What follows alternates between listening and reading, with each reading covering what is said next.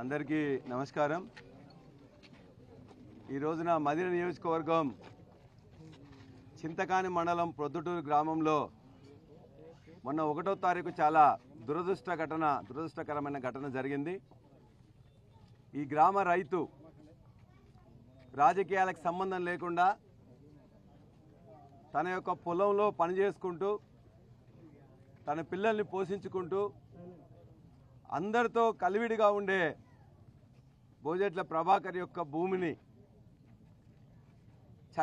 చట్టానికి వ్యతిరేకంగా న్యాయానికి వ్యతిరేకంగా కొంతమంది ఆ భూమిలోకి పోయే జాగాను కూడా రోడ్డును కూడా మొత్తం కూడా ధ్వంసం చేశారు। తనకు ధరణిలో 7 ఎకరాల 10 గంటల భూమి ఉన్నట్లయితే అది భూమి శిఖానికి ఆనుకొనుందని చెప్పేసే ఉద్దేశంతో కొంతమంది కావాలని చెప్పి కూడా 4 రోజులు 28వ తారీఖు నుండి మొదలుపెట్టి 4 రోజులు అనేక పెద్ద మెషిన్లు పెట్టి ఆ రోడ్ మొత్తం కూడా ఆయన భూమిలోనే మొత్తం కూడా ఒక ట్రంచ్ కొట్టడం జరిగింది। దగ్గర 20 ఫీట్లు 15 నుండి 20 ఫీట్లు ఉన్న ట్రంచ్ ఇక్కడ నుండి అక్కడ దాకా కొట్టడం జరిగింది। మొత్తం కూడా ఆయన భూమిని 25 సంవత్సరాల నుంచి వెళ్ళి సేద్యం చేసుకుంటుంటే దాన్ని కాదని చెప్పేసి ఆయన యొక్క భూమిని ధ్వంసం చేయడం జరిగింది। 40 సంవత్సరాల నుంచి చేసుకుంటా ఉన్నాడు। గ్రామస్తులందరికీ కూడా తెలుసు ఆ భూమి గురించి। పట్టా భూమి వ్యవసాయం చేసుకుంటున్నాడు, ధరణిలో ఉన్నది, రైతు బంధు వస్తున్నది, 11 సార్లు రైతు బంధు కూడా ఆయనకు వచ్చింది। ఇంతకంటే ఏం కావాలి ఆయన భూమి నిరూపించుకోవడానికి? కేసీఆర్ గారు ధరణి వచ్చిన తర్వాత దరిదాపుగా 1,52,00,000 ఎకరాల భూమిని 70 లక్షల యొక్క రైతులకు ఇచ్చిండ్రు। దానికి రైతు బంధు కూడా ఇచ్చిండ్రు, పట్టా ఇచ్చిండ్రు। పట్టాతో పాటు ఇవాళ కూడా ఇచ్చిన తర్వాత ఇవాళ కొత్తగా వచ్చిన ప్రభుత్వం అనేది చాలా విధ్వంసకర కార్యక్రమాలు చేస్తున్న వారికి మద్దతుగా నిలబడుతున్నది। వీరు ఇమ్మీడియట్గా ప్రభాకర్ గారు వారి తండ్రి గారు భద్రే గారు ఇద్దరు కూడా దానికి సంబంధించి కలెక్టర్ గారికి రిప్రజెంటేషన్ ఇచ్చడానికి వెళ్ళిండ్రు। అక్కడ ఉన్న ఎంఆర్ఓ గారి దగ్గరికి వెళ్ళిండ్రు, ఎస్ఐ గారి దగ్గరికి వెళ్ళిండ్రు। చట్టాన్ని రక్షించాల్సిన రెవెన్యూ అధికారులు మొత్తం కూడా లంచాలు తీసేయడానికి మరిగి ఇక్కడ రెవెన్యూ శాఖ మంత్రి మా దగ్గరే ఉన్నాడు, మేము ఏం చేసినా కూడా రెవెన్యూ శాఖ మంత్రి మాకు అండంగా ఉంటాడని చెప్పేసి రెవెన్యూ మొత్తం కూడా అధికారులు లంచగొండులుగా తయారైనరు। చట్టబద్ధంగా ఉన్న 7 ఎకరాల 10 గుంటలను రక్షించలేని రెవెన్యూ అధికారులు ఎందుకని మేము ప్రశ్నిస్తూ ఉన్నాం। అంతేకాదు ఇలా ఎస్ఐ కానీ సిఐ కానీ గ్రామంలో కానీ ఇంకో దగ్గర ఉన్నట్లయితే ఏమైనా ఇబ్బంది జరిగితే వాళ్ళ యొక్క ఇద్దరిని కూర్చుని మాట్లాడాల్సిన అవసరం ఉన్నది। కనీసం అప్లికేషన్ ఇస్తే కూడా తీసుకోవడానికి ఎంఆర్ఓ సిద్ధపల్లే, ఎస్ఐ సిద్ధపల్లే। పెద్ద మెషిన్లు జరుగుతుంటే వాళ్ళు ఇచ్చిన లంచాలకి వాళ్ళు ఇచ్చిన ఇక్కడున్న మరిగి ఇష్టం వచ్చినట్టు చేస్తున్నారు। ఈ నియోజకవర్గ ఎమ్మెల్యే గారిని ఇంతమంది బ్రహ్మాండంగా గెలిపిస్తే ఆ రైతులను కాపాడాల్సిన వారు కనీసం దాని గురించి పట్టించుకోకుండా దురదృష్టవశాత్తు ఇవాళ చనిపోయిన తర్వాత ఒక్కరోజు కూడా మాట్లాడకుండా పరామర్శించకుండా ఫోన్ చేయకుండా రాకుండా ఇవాళ హరీష్ రావు గారు మేము వస్తామని తెలిస్తే హడావిడికి ఏదో వచ్చినట్టు వచ్చి అక్కడేదో దిగి చూసినట్టు చూసి ఇక్కడికి వచ్చినట్టు చేసి చివరికి నిందితుల ఇంటికి పోయినరు। ఎవరి దగ్గర పోవాలి? బాధితుల దగ్గర పోవాల్సిన ఉప ముఖ్యమంత్రి నిందితుల దగ్గర పోయినరు। ఇది ఎక్కడ మేము చూడలే। ప్రభుత్వాలు మారుతుంటాయి, కొత్తవి వస్తుంటాయి పోతుంటాయి, కానీ ఇలా మొట్టమొదటిసారి విచ్చలవిడిగా లంచాలకు మరిగిన మంత్రులతో సహా అధికారులు కూడా అదే విధంగా చేస్తున్నారు। మేము ఖచ్చితంగా ఇవాళ ఇక్కడ డిమాండ్ చేస్తున్నాం, ఏదైతే బోజెట్ల ప్రభాకర్ గారు తన యొక్క బలవర్ మరణం పొందిండో ఆయన భూమిని 7 ఎకరాల 10 గుంటలు అదే విధంగా ఉండాలి। దానికి గ్రామస్తులతో అందరితో కలిసి రెవెన్యూ అధికారులను కానీ అదేవిధంగా పోలీసులను కానీ అందరినీ కూడా ఖచ్చితంగా మాట్లాడతాం। ఆయన భూమి ఆయనకు చెందేటట్లు చూస్తాం। ఇందులో ఏమాత్రమే చేసినా కూడా అగ్గి ఉట్టిస్తాం, ఖచ్చితంగా ఆయన కుటుంబానికి అండగా ఉంటామని చెప్పి తెలుస్తున్నాం।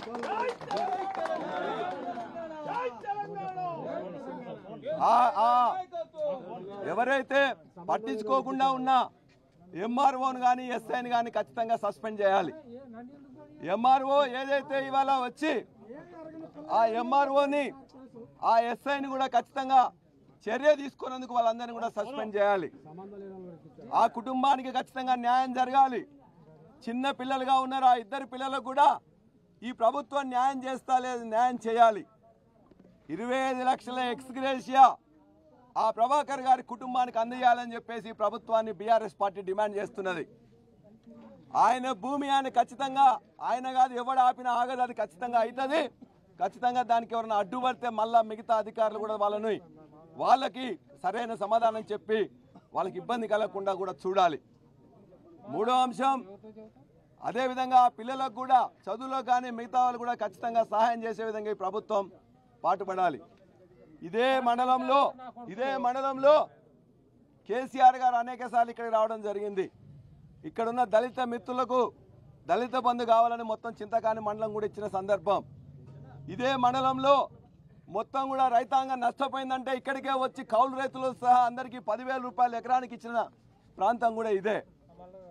అదేవిధంగా మా కమల్ రాజు గారు వారం రోజుల నుంచి ఇక్కడనే ప్రతిరోజు మాట్లాడుతున్నారు. మమ్మల్ని అందరినీ కూడా ఇక్కడ రప్పించిండు, అధికారులతో కూడా మాట్లాడుతున్నాం. ఇవాళ కూడా ఇక్కడికి వచ్చే ముందు ఎస్పీ దగ్గర పోయి మాట్లాడొచ్చినాం.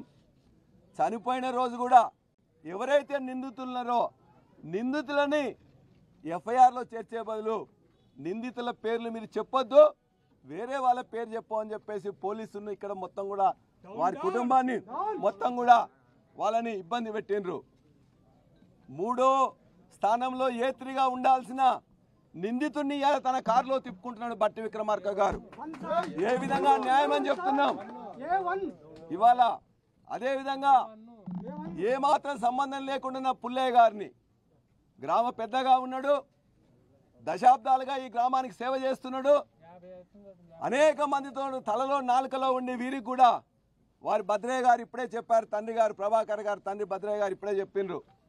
పోలీస్ స్టేషన్లో పట్టించుకోకపోతే, ఎంఆర్ఓ ఆఫీస్లో పట్టించుకోకపోతే, కలెక్టర్ ఆఫీస్లో పట్టించుకోకపోతే తాను స్వయంగా పుల్లయ్య గారిని తీసుకొని కలెక్టర్ ఆఫీస్కి పోయినామండి అని చెప్పిండ్రు. అటువంటి పుల్లయ్య గారి మీద ఇవాళ వారు కేసు పెట్టి మీరు తన్నుకొని చావండి, అంతేగాని అన్యాయంగా బీఆర్ఎస్ పార్టీ నాయకుల మీద కార్యకర్తల మీద కేసు పెడితే మాత్రం జాగ్రత్త బిడ్డ అని చెప్పి మీ అందరూ కూడా హెచ్చరిస్తున్నాం. పోలీసులు కూడా అత్యుత్సాహం ప్రదర్శిస్తున్నారు. మీరు చేసే దుర్మార్గాలు మొత్తం కూడా నోట్ చేసుకుంటాం. అంతకు 10 ఉద్యోగాలు ఊడేమియ్యి మీరు అన్యాయంగా చేస్తే, అక్రమంగా అరెస్టులు చేస్తే, దుశ్చర్యలకు పాల్పడితే రాజకీయ నాయకుల సంగతి తర్వాత చూస్తాం, కానీ మీ సంగతి మాత్రం మీ ఉద్యోగాలు ఉండడం ఖాయం. రెవెన్యూ అధికారులకు కానీ హెచ్చరిస్తున్నాం, న్యాయంగా చట్టబద్ధంగా ఉన్న భూమిని ఎవరిది వాళ్ళకు ఉండేటట్టు చూడాలి. అదేవిధంగా అటువంటి న్యాయం కోసం వచ్చిన రైతులను కాపాడాల్సిన పరిస్థితి వాళ్ళకు ఉన్నది. ఇవన్నీ ఏం పట్టించుకోవట్లే. ఈ జిల్లాకు 3 మంత్రులు ఉన్నారు. ఇవాళనే ఇక్కడికి వచ్చే ముందే ఇప్పుడే 1 గంట క్రితం అశ్వరాపేట గ్రామం అన్నపరెడ్డిపల్లిలో జానకీపురంలో పిట్టల లక్ష్మి అనే రైతు ఇప్పుడే చనిపోయింది. నిన్నగాక మొన్న ప్రభాకర్ గారు చనిపోయిన 2 రోజులకు కొడంగల్లో బొమ్మరాజ్పేటలో బైరం నరసింహులు అని చెప్పేసి రైతు చనిపోయింది. అదేవిధంగా అశ్వరావుపేటలో మన రెవెన్యూ మంత్రి గారు చుట్టం సిఐ గారు వారు ఇబ్బందులు పడుతుంటే ఆ ఇబ్బందులు తట్టుకోలేక ఒక దళిత ఎస్ఐ ఇవాళ ప్రొద్దున చనిపోయిండు, శ్రీరాముల శ్రీనివాస్. ఇవాళ పచ్చిపాల భద్రయ్య అని ఇలా చావు బతుకుల మధ్యలో మన ఉసురుకాయలపల్లి కారేపల్లి మండలం. ఈ 220 రోజుల్లో రోజుకో రైతు ఇలా తన ఉసురు తీసుకుంటూ ఉన్నాడు. ఆ ఉసురు ఈ ప్రభుత్వాన్ని తగులుతుంది, ఇక్కడున్న మంత్రులకు కూడా తగులుతుంది. అందరూ 2 చేతులతో సంపాదిస్తారట. ఇక్కడున్న మన బట్టి విక్రమార్క గారు 4 చేతులతో సంపాదిస్తూ ఉన్నాడు. నీ సంపాదన సంపాదించుకో, నీకు ఓట్లేసిన రైతులను, నీకు ఓట్లేసిన ప్రజలను, నీకు ఓట్లేసిన నిరుద్యోగులు మర్చిపోద్దు అని చెప్పేసి వారు చెప్తున్నాం. న్యాయంగా మెదలండి. మేము ఏనాడు కూడా అన్యాయంగా ఉండలే. ఈ నియోజకవర్గంలో కూడా మీరు చెప్పిన విధంగా నిధులు ఇచ్చినాం. కేసీఆర్ గారు వచ్చినప్పుడు వాళ్ళ గౌరవించినాం. కాంగ్రెస్ వాళ్ళ మీద ఎప్పుడు కూడా కేసులు పెట్టలే. రైతులు ఏమైనా ప్రాబ్లం ఉందంటే కేసీఆర్ గారు స్వయంగా వచ్చిన సందర్భం ఈ ప్రాంతంలో ఉన్నది. మరి మీరేం చేస్తున్నారు ఒక్కసారి ఆలోచించుకోండి. దయచేసి ప్రొద్దుటూరు గ్రామంలో ఉండే మిగతా మా నాయకులు కార్యకర్తలకు ఏమైనా ఇబ్బంది జరిగితే మాత్రం మీరే బాధ్యత వేయాల్సి వస్తుందని చెప్పేసి కూడా చెప్తున్నాం. రెవెన్యూ శాఖ మంత్రి ఉంటాడు ఇక్కడే. రెవెన్యూ శాఖ మంత్రి ఇక్కడ చనిపోతే కూతబెట్టి దూరంలో ఉంటుంది ఇల్లు, కానీ ఇక్కడికి రాడు. పక్కన పచ్చిపాల భద్రయ్య చనిపోతుందంటే, ఆ భూమి గుంజుకుంటుందంటే అక్కడికి ఓడు. తన వ్యవసాయ క్షేత్రంలో ఆహ్లాదకరంగా ఉంటుందట, చాలా సంతోషంగా ఉంటుందట. రైతు చనిపోయింది మర్చిపోతాడు, ఇంకో రైతు చనిపోవడానికి సిద్ధంగా ఉంటే మర్చిపోతాడు. తను లుంగి కట్టుకొని వ్యవసాయ క్షేత్రంలో సేద తీరుతాడు. ఇదా రెవెన్యూ శాఖ మంత్రి చేసేది? అబద్ధాలతో, ఇవాళ అసత్యాలతో. ఆనాడు గోబెల్స్ చేసిన ప్రచారం వల్ల హిట్లర్ రాజ్యంలోకి వచ్చిండు. హిట్లర్కి గోబెల్స్కి ఏం గతి పట్టిందో ఈ ప్రభుత్వానికి కూడా అదే గతి పడుతుంది. రెవెన్యూ శాఖ మంత్రి కూడా రెవెన్యూ సమస్యల మీద చచ్చిపోయే వాళ్ళని పట్టించుకోకుండా ఉంటున్నాడు. వాళ్ళని ఖచ్చితంగా ఆ రెవెన్యూ సమస్యలు ఎవరైనా వచ్చినట్లయితే ఉన్న రికార్డులను తారుమారు చేయొద్దని చెప్పి వాళ్ళని కాపాడాలని కోరుతున్నాం. మరొక వ్యవసాయ శాఖ మంత్రి ఉన్నాడు, ఆయన కూడా ఖమ్మం జిల్లాలోనే ఉంటాడు. ప్రతిరోజు వ్యవసాయ క్షేత్రానికి పోతాడు. నీదేమో వ్యవసాయం, మిగతా రైతులు చేసేది వ్యవసాయం కాదా?